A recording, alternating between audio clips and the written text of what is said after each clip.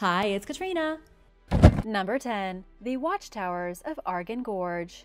The famous Ushkaloi twin towers of the Argun Gorge are located in the heart of Chechnya. The gorge itself has been home to countless cultures, filled with roughly 600 monuments of ancient history, archaeology, culture, and nature. The gorge was used as a pass for caravans during the Middle Ages and was home to nomadic tribes who lived in the impassable jungles and sheltered against the steep rock walls. Here you can find cave grottos, burial tombs, ancestral crypts from the 10th century, and even ruined castle complexes. But by far the most striking pieces of advanced ancient engineering are the towers, which dominate the skyline atop bridges and mountain peaks throughout Chechnya. In general, these architectural wonders are called Vainak towers and range anywhere from 30 to 75 feet tall. Some towers were used as residential structures, built in medieval settlements like Urzi and Nikaroi. Others were built as military installations. The oldest of them all date back 2,000 years. The Ushkaloi twin towers themselves, known as the Great Watch Houses over the gorge, are only about 900 years old. What makes them especially fascinating is that they were built out of the solid rock of the gorge, guarding the pass. Nobody would have been able to move through the passage without walking past these imposing towers. The ingenuity of such a design feat is impressive, and even more impressive that the towers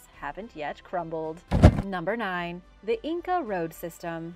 There is a lot of talk about how great the ancient Roman roads once were, and while it's true that the Romans did develop an impressive system of roadways to connect their empire, they weren't the only ones. Thousands of miles away on the other side of the world, the Inca were also tying together an empire using roads. There are thousands of miles of pathways in South America, all created by the Inca so their people could travel across their vast kingdom. Inca roads were made from interlocking stones, laid across some of the most epic landscapes on the planet. These roads can be found on the coast, high up in cloud forests, and are in 6 modern-day countries. One of the ancient passageways is still used on a daily basis by tourists who climb to Machu Picchu.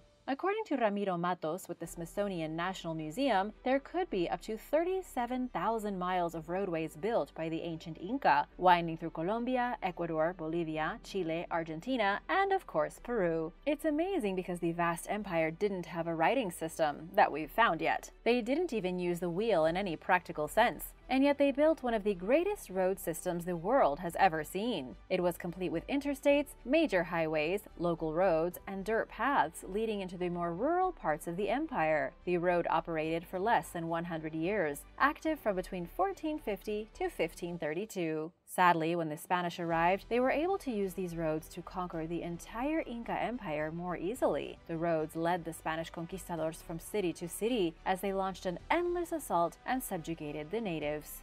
Number 8. Leonardo's Mechanical Knight.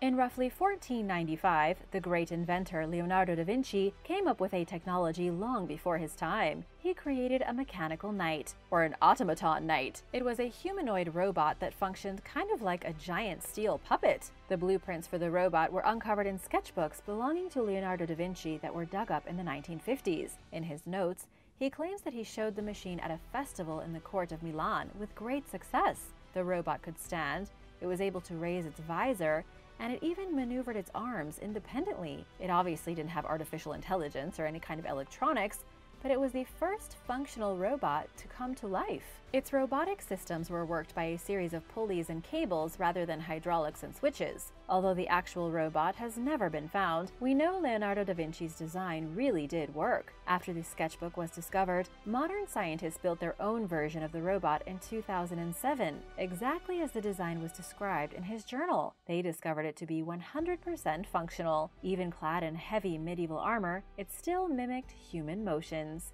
Number 7. The Pyramids of Palau.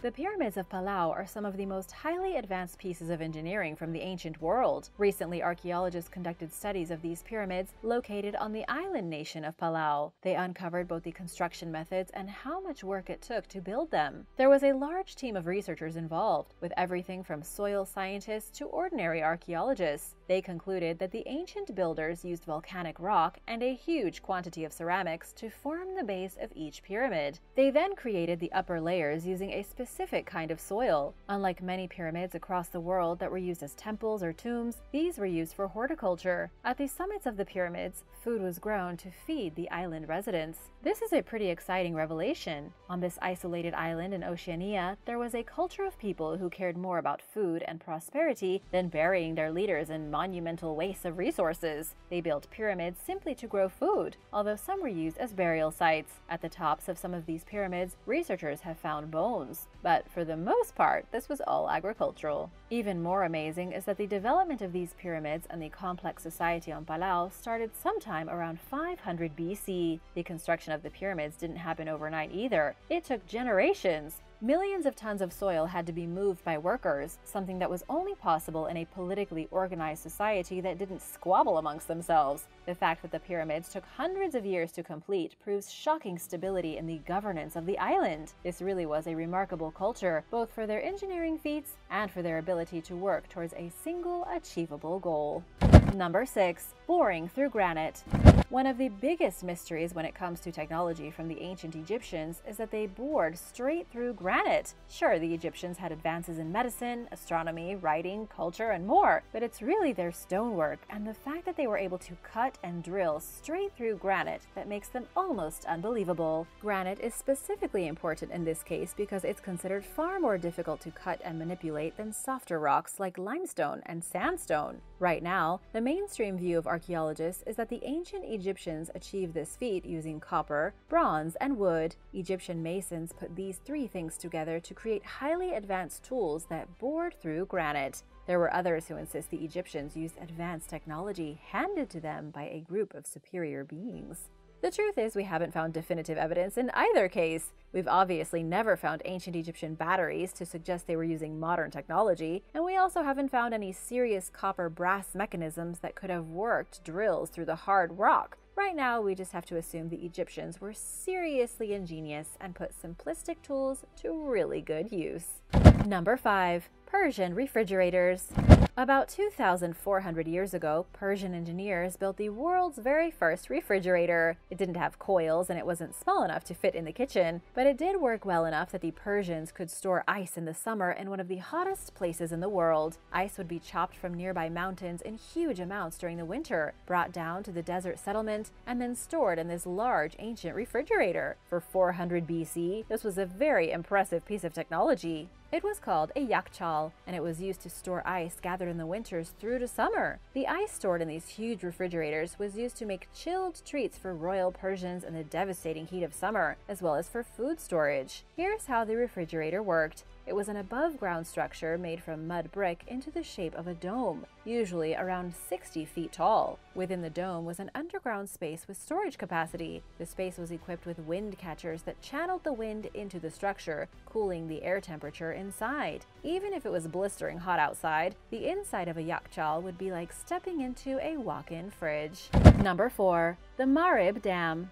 The Marib Dam in Yemen was once the greatest dam in the entire world. It's considered in the top 10 of the greatest engineering marvels of prehistory, a great success of human ingenuity that stretched for 1,500 feet. Ancient people in Arabia used the dam to turn what was otherwise a desert into an oasis paradise. They used the dam to irrigate roughly 100 square miles of sandy soil, something that never before had been done on such a megalithic scale. When the dam was broken and collapsed in the 6th century, it was so devastating to the region that it brought the destruction of the city of Marib, wiping out an entire kingdom. Marib was the seat of power for the kingdom of Saba. The kingdom was wildly wealthy because of their trading power along the spice route that ran between the Mediterranean and further in the east. This was only possible because of the Great Dam. The irrigation allowed the Saba to grow more crops, which produced more frankincense and myrrh, their chief exports on the spice route. It also allowed them to adequately feed their people, which was of course hugely important. The dam lasted even after the Sabaeans were replaced by the Himyarite, but only until around 570. Lasting somewhere around 1,000 years makes it one of the most successful building projects in human history.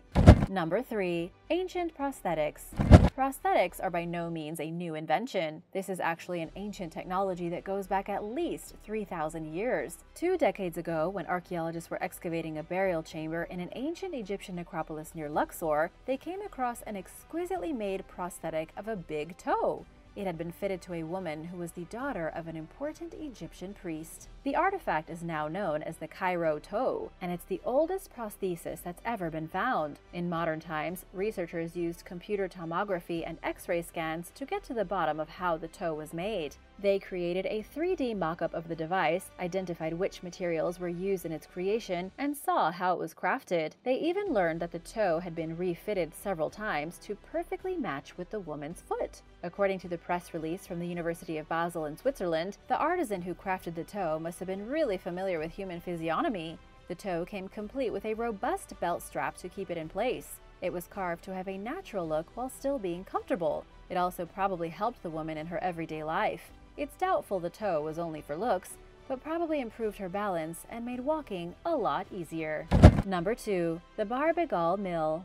There is an ancient ruin at the Roman site of Barbegal that was once a watermill, an amazing piece of technology that allowed the Romans to harness the power of water. It's located near the small French town of Aral and was likely employed by the Romans for industrial use in the 2nd century AD. There are also 2 ancient aqueducts nearby, which likely supplied the city with almost unlimited water. The mill was a huge complex built against the slope of a hill, complete with 16 water wheels. These water wheels utilized water coming in from the aqueducts to power a flour mill. It was an industrial-scale operation way before its time. In fact, the Barbegal Mill has been called the greatest concentration of mechanical power anywhere in the ancient world. What was the flour mill used for? For making bread, of course. This was the center of bread making in all of ancient Roman-occupied France. Experts have estimated about 4.5 tons of pure flour was made per day thanks to the advanced engineering of the mill. That was enough bread for up to 10,000 people a day, meaning the residents in this ancient Roman city had an abundance of bread. They had unlimited flour and water, 2 commodities most people could only dream of having a constant supply of 2,000 years ago.